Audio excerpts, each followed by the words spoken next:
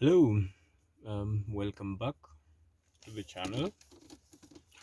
So today I'm just doing a quick video at this particular time just to address an issue for first timers, those who are looking to buy cars, ideally those who are looking for second-hand cars, ex-Japan or locally used vehicles. We know that not all of us or not many of us will have the amount of money that is needed for a brand new car from a showroom.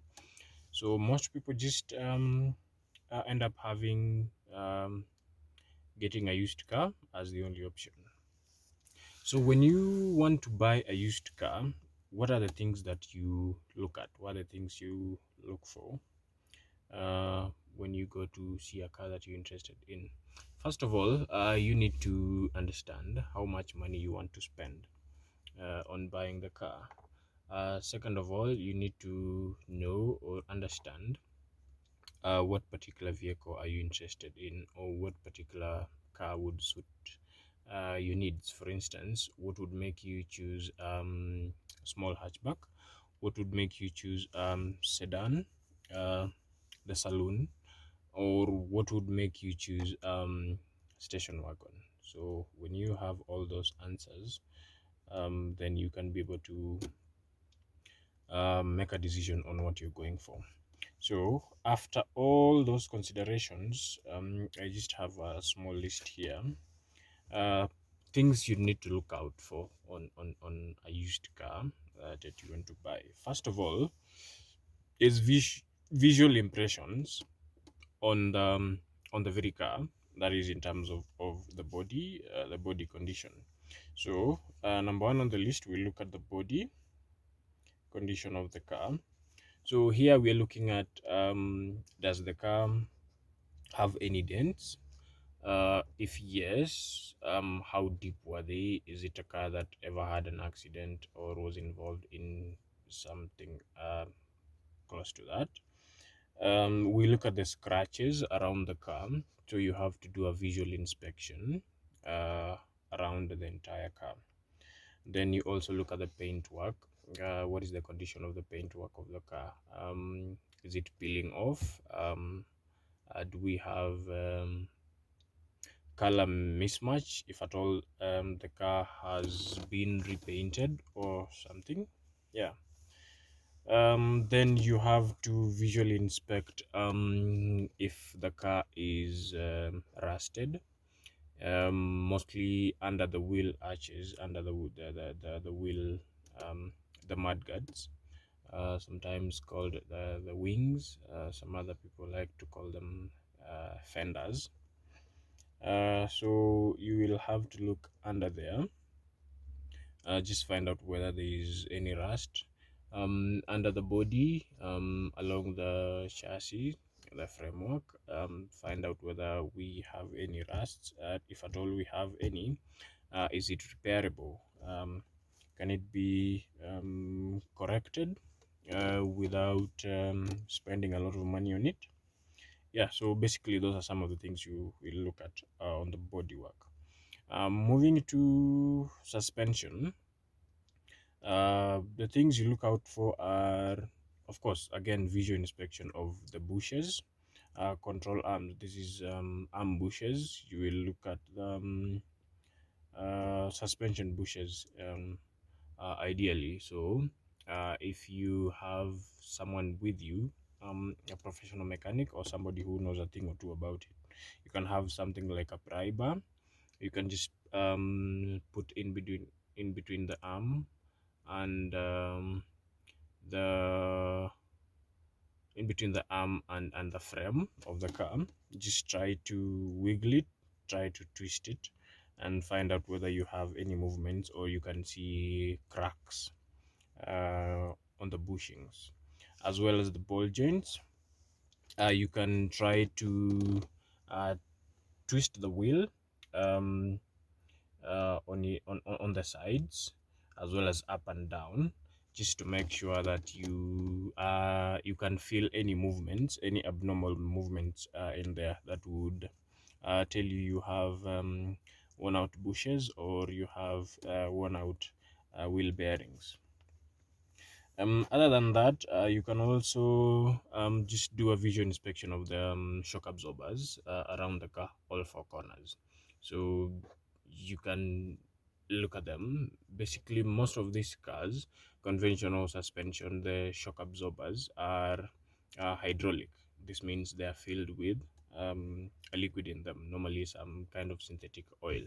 So when they go bad, normally the seals are the things that go bad in the shocks. So when they go bad, you'll find the oil inside the shocks leaks out. So you'll see some kind of oil leakage on the shocks, and then it would have collected some dust on it. There will also be visual wear or tearing of the bushings on the shocks, as well as the shock mountings. Yeah. And then when you'll be doing a drive test, you can also um, determine how well the car is aligned by just finding out to what side does it pull to. So if at all it pulls to any side, if you um, let your hands off the steering wheel just for a few seconds, where does the car pull to? Does it pull to the right or the left? That will tell you how not well aligned the car is. Then lastly, you would want to check on the engine and transmission. So um, basically, if you're not a professional, the things you're looking out are just things you can observe, things you can see, things you can hear, things you can smell. So pop the hood up, the bonnet, check whether you see any obvious leakages. So this is coolant leaks around the radiator, around the coolant hoses going into the engine block. You can also check on oil leaks. If there are oil drops on the floor where the car is parked, make sure the car is parked at a clean place where you can see if there is oil dropping on the floor, as well as check whether we have oil deposits on the oil sump, as well as on the oil on the engine block. um, After all that, you would now want to take the car for a quick test drive. So you get into the car, make sure you drive the car so that you have a feel of what you're getting into. So when you start driving the car, you have to have ears open, eyes open, your nose open. So you have to smell, you have to listen to what funny sounds the car makes, what funny smells the car produces. That is in terms of if anything is going bad. um, and also you need to also concentrate on if the car is relatively well kept, so it needs to have some considerable amount of power to pull away. So if the car feels sluggish, you note that. If the gear changes are not smooth for automatic cars, so you will notice as you pull away, maybe the gears will take too long to shift, or the gears will shift while a noticeable jerk is there. So if the transmission jerks when shifting, then we potentially have transmission problem that has not been sorted or that is developing. So you need to also find out. Then lastly, you need to find out about the car's service history throughout its ownership. If the owner has been doing the engine service, transmission service within recommended times or mileage. So, for instance, automatic transmission cars have uh, transmission service times recommended by manufacturers. That would range from 20,000 kilometers to 100,000 kilometers. So that would involve draining out the gearbox oil, changing the gearbox filters, or at times changing the entire gearbox oil pan. Yeah.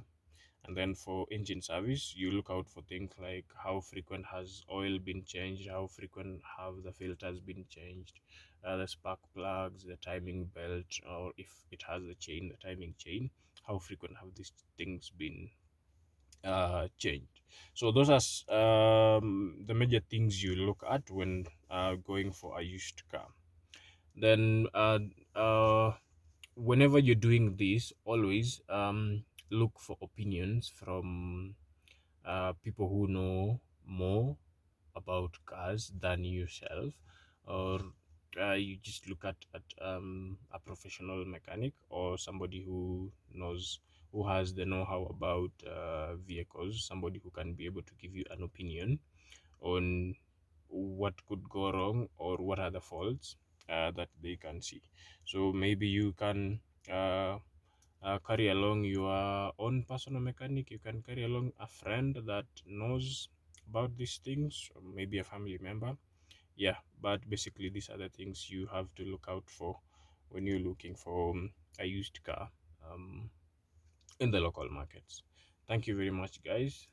Watch the video, watch more videos, like, subscribe, include comments on what you would want me to make a video about next, or what problems you facing with your cars. Then I can be able to respond to them or make a quick video about it. Thank you very much.